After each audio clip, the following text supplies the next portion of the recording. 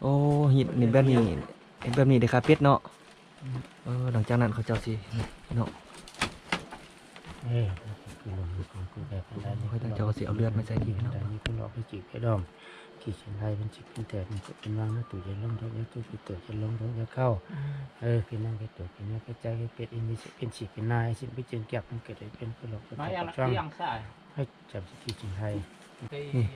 พี่เอโกมากับบริมากวดเบิ้งแล้วบ่มีหยังถือว่าจิบเอิกพี่น้องเบิ้งแล้วเขาเจ้าเอามาปัวแบบนี้พี่น้องเลย จีเจียที่ จ่ายเอาเสียถือว่าพิธีกรรมได้แล้วไปเบิ้งพิธีกรรมต่อไปพี่น้องออกมานี่เป็นสายไฟพี่น้องเอ้ยเป็นสายไฟกับฮาร์ด แข็งล่ำนี่ไอ้จะรักรถนี่นับเตะสักเตะ จะมาทินแบบนี้พี่น้องสิมาเฮ็ดอยู่แคมป์น้ำแบบนี้เพราะว่าสิ่งที่เขาเจ้าที่ว่าถือคล้องไปหั่นให้มันไหลไปตามน้ำบ่ให้กลับหวนขึ้นมาคือเก่าให้ไหลไปคือกับสายน้ำหั่นพี่น้องเอ้ยเพราะน้ำมีแต่ไหลลงบ่ไหลขึ้นพี่น้องบ่ไหลย้อนกลับเนาะ รถเต้ฮะรถทุกรถทัวร์เยอะเลย ฟ้าลมพี่น้องไอ้ไตเทียนบุลุก นี่ซิลิคาดบ่ได้พี่น้องไอ้เราพี่น้องเลย เลือกเที่ยว ซิลิคาดบ่ได้ เลือกเที่ยว ขั้นตอนสุดท้ายแล้วเด้อ นาทีบ่แก่กูแก่นาทีของคนคือคนได้เด็กคือเราแก่อันใดอันขาดอันยากอันนอนอันปวดอันขี้เก็บมีนั่งนี่ขายแก่ได้เด็กคือเราไปจีบไปด้อมนี่คือทำออกนี่หนักทำช่องไปจีบไปด้อมอัศหลังไปเลื่องไปจีบไปด้อมมันได้อากรรมอากาศที่เกี่ยวดีกว่าไปจีบไปด้อมไปถอดกระท้องไปเชื่อมไปกว่าไปหนุกไปนอนไปนั่งไปเปลือกไปหนุกไปใจได้เด็กคือเรามันคุณมันเย็นนาทีไปแก่นาทีของคนคือบนไปเก็บเก็บมีนั่งนี่ก็เสียชายได้ที่ตกไปไว้นั่น ผู้สอนผู้ทอผู้หนักเป็นช่างผู้ยึดหนุนผู้ตีนผู้จ่ายผู้เพิ่มผู้จีบผู้พ่อมันได้ผู้สอนผู้หนักเป็นหนักเป็นช่างผู้จีบเป็นน้องผู้แต่ผู้โตผู้ฉาผู้กาผู้จีบผู้ห้าผู้แต่ผู้จีบผู้แต่ผู้ที่โตแล้วน้องลงแล้วเข้าเลยจนผู้จีบผู้ไข่เลยนั่นผู้ไข่เลยผู้หนักเป็นช่างตอนผู้ที่ว่าผู้ไข่ยังแก่ผู้ของผู้น้ำนี่ได้ผู้จีบผู้ต้องตอนผู้ว่าผู้ถอดผู้ท่อนให้จับผู้จีบผู้ให้เป็นผู้ว่าช่วยให้สุด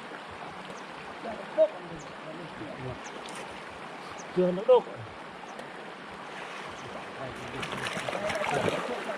ต่อไปก็เป็นหมอฮีทเพิ่นเป็นหน้าที่ของหมอฮีทเพิ่นที่ว่าสิไปไล่ลองน้ำเนาะ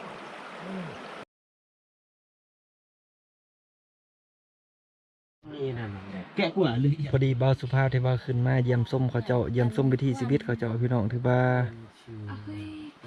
เขาเจ้ามาแต่บ้านพุตุ้ยพี่น้องมาเบิ่งมาแย่งเรื่องฮีทเรื่องคล้องเพิ่นมาสั่นเพิ่นนะมาปิ้นมาปัวเรื่องฮีทเรื่องคล้องเป็นอะไรเฮามาติดตามแล้วก็รับส้มกันพี่น้องว่าวิธีการแล้วว่า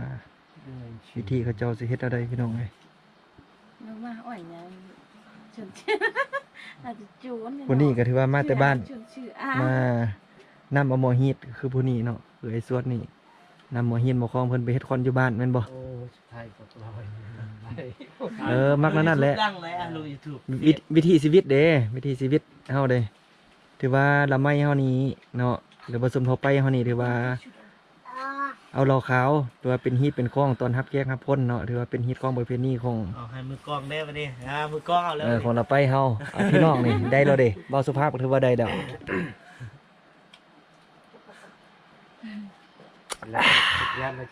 คักพี่น้องเอ้ยเห็นว่าคักอยู่ถือว่าผู้นี้ก็ถือว่าเป็นพวกผู้นี้เนาะพวกผู้นี้เพิ่นสิมาปิ้นมาปัวเรื่องฮีตเรื่องข้องเพิ่นนี่ มือเพิ่นเนี่ยทุกกำเทียนมันอุปกรณ์ก็สิมีเทียน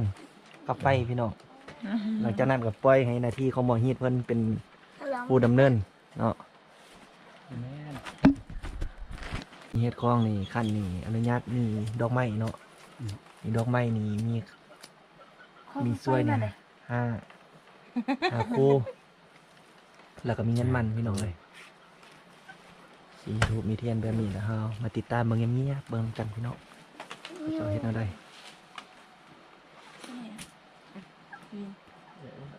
ติดชิ้น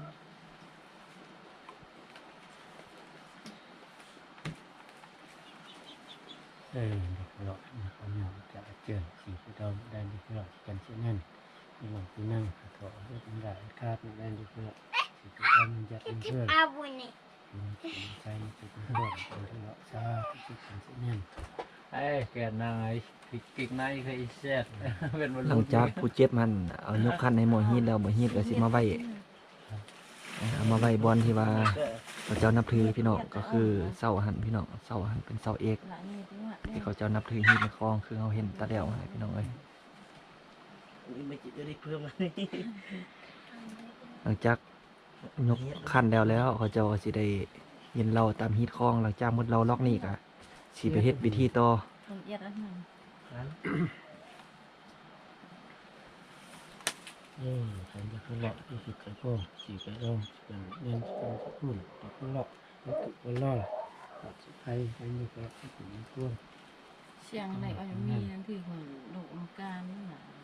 มีพระแน่นำพระยังเกี่ยวพนอนไม่ชวนไอ้น้ำนะโอ้ยเนี่ยเดี๋ยวโทรมาก่อน งานอ่านเลย เนี่ยน้ำมากจัง ว่าเอาคือเดี๋ยวองค์การ เดี๋ยวโทรมาก่อน หลังจากหมอฮีดกันก่อนแล้วเขาเจ้าก็สิเย็นจนครบรอบพี่น้องไผเองมานั่งอยู่นี่เขาจะเย็นจนครบรอบจนหมด เออ เราถือว่าป้องนี่แล้ว เพิ่น ก็ ว่าควบกันตัว เขาเจ้าก็สิเฮ็ดพิธีกรรมต่อพี่น้องเอ้ย ว่าแล้วกินต้นย่างอ่ะลูกการเกียกอันย่างอ่ะต้นนั้น ถือว่าพี่น้องหลังจากเขาเจ้ายกคันแล้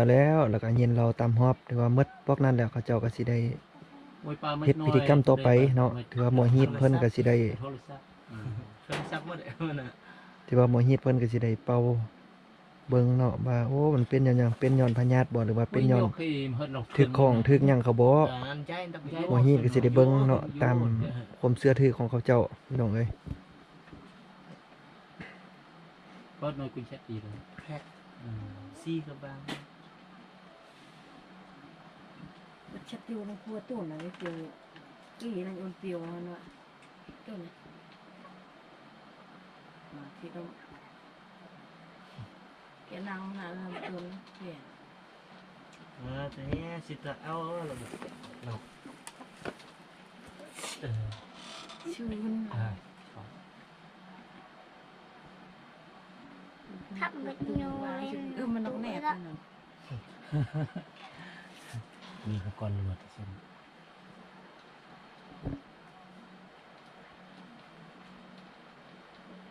มีวัดสันไก่ชุดละทิ้ง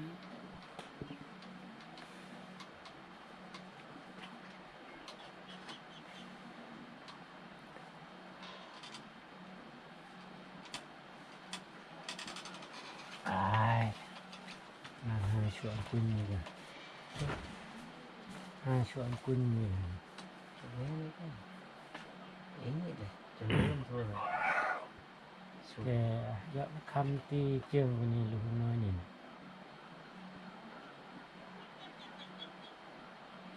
ตันเกณฑ์ คำจึง อมเทียนบ่หมดพี่น้อง มัดสบายนี่เชียร์คิวเนี่ย ตั้งใจเองนะ จะฟังน้ำมันก็ได้ดูแก มาตั้งใจเอง ฮีดเพื่อนคล้อง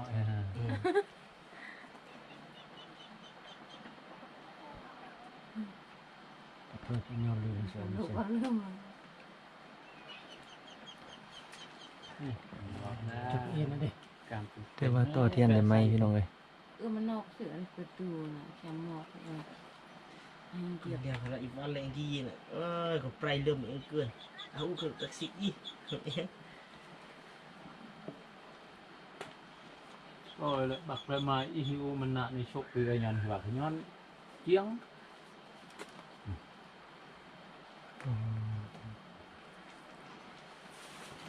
อาชีพเสื้อ ตั้งเอิดจ่ายเนี่ยจ่ายย่อนแอบทื่นน่ะ เขาเจ้าคาบออกมาแล้วพี่น้องจะแม่นหยังจังน้อยบ่สุภาพให้เบิ่งนะพี่น้องเอ้ยโอ้บ่สุภาพให้เบิ่งพี่น้องเจ้าออกมาแล้ว ชีวิตที่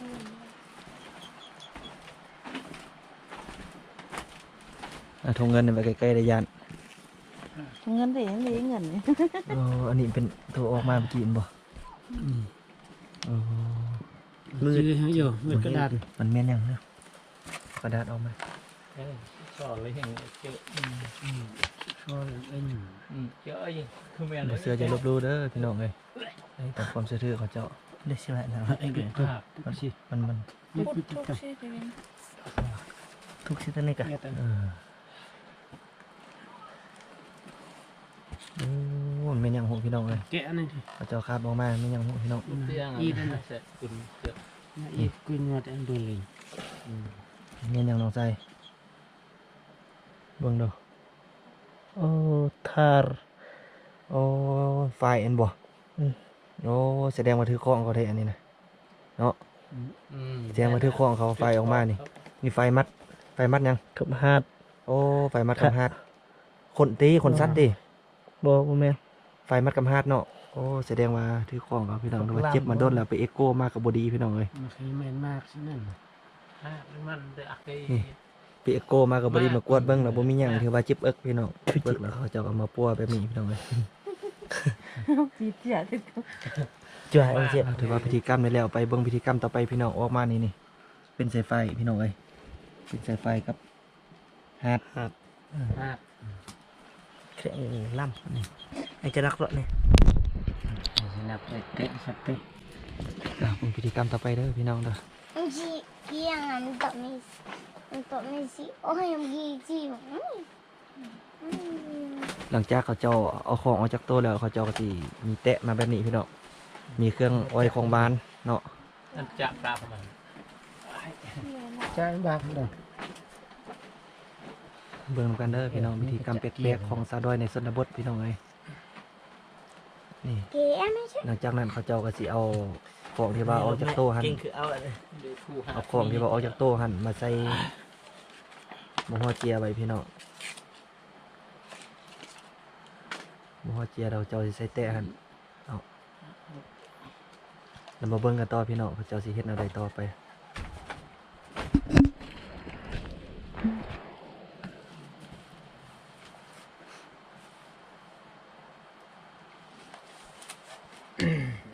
kiểu cả kè thải em đến lọ siêu cả sẽ tủ để long thở nó thuộc những cái cũng kẹt anh đây lọ chỉ chỗ về chỉ phải đó là chủng kè việc mình năng nhưng mà anh đây lọ chủng sang chỉ phải hiện thay chỉ phải tẻ trong chỗ bên vàng mình những tiền này anh đây lọ như kiểu cái của kè như kiểu bôn hơn kẻ chúng mình lọ mình tin phải những con thích chặt cái trên thay chuyên trên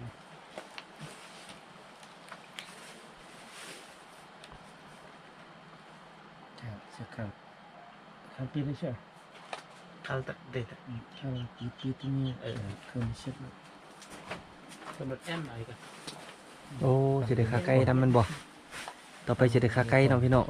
biết biết đấy ได้ขาเป็ดเน่ะ ทำดีเขาจี โอ้ต่อไปเขาเจ้าสิได้ขาเป็ดพี่น้องตามฮิต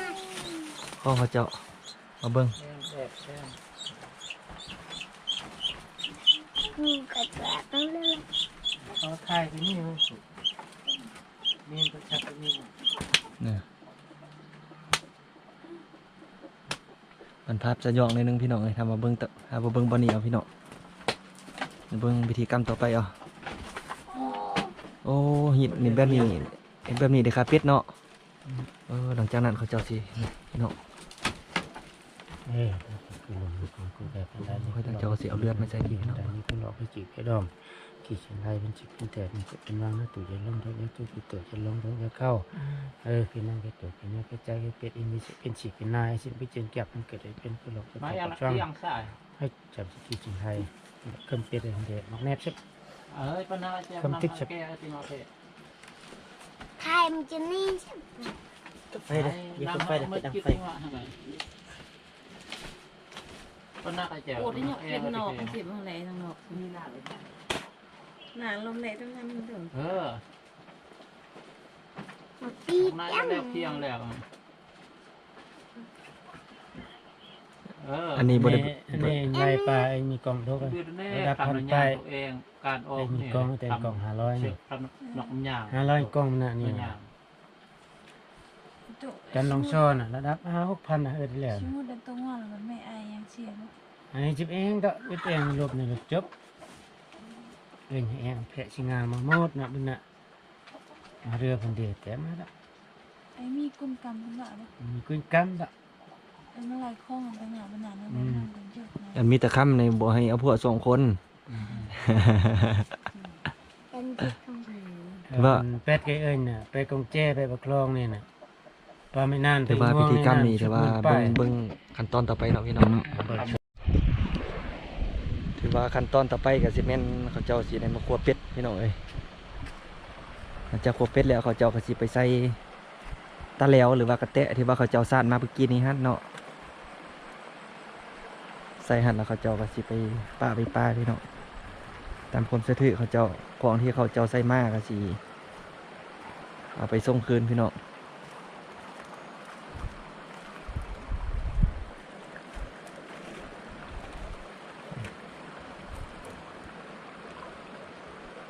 นี่พวกเป็ดก็เป็นจุ่มน้ำเลยพี่น้องเอ้ย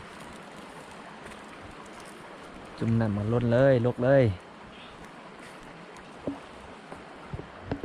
หลังจากพวกเป็ดแล้วเนาะเขาจะได้ขึ้นไปทางสนามอีกบ้านหนึ่งพี่น้องหรือว่าเที่ยงเขาอีกบ้านหนึ่งเนาะนี่น่าได้ไปติดตามขั้นตอนต่อไปนำกันเด้อ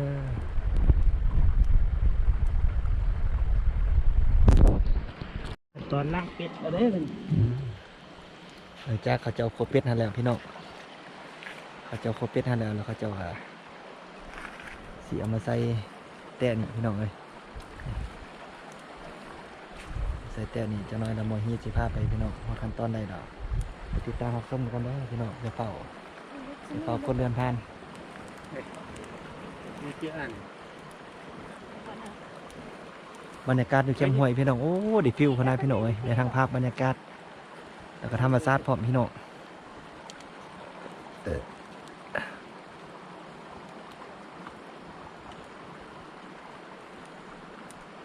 ปานยำหนาวเลยเนาะ นั่นน่ะ อยู่นั่นนี่ปานยำหนาวเลยนี่ภาพบรรยากาศนั่นนี่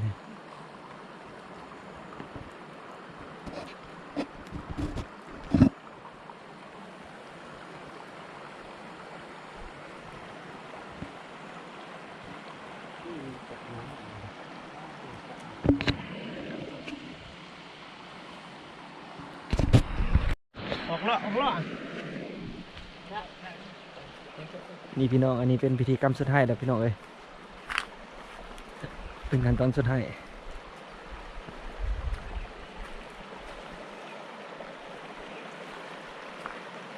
เขาเจ้าสิมาทินแบบนี้พี่น้องสิมาเฮ็ดอยู่แคมป์น้ำแบบนี้เพราะว่าสิ่งที่เขาเจ้าที่ว่าถือคล้องไปหันให้มันไหลไปตามน้ำบ่ให้กลับหวนขึ้นมาคือเก่าให้ไหลไปคือกับสายน้ำหันพี่น้องเอ้ยเพราะน้ำมีแต่ไหลลงบ่ไหลขึ้นพี่น้อง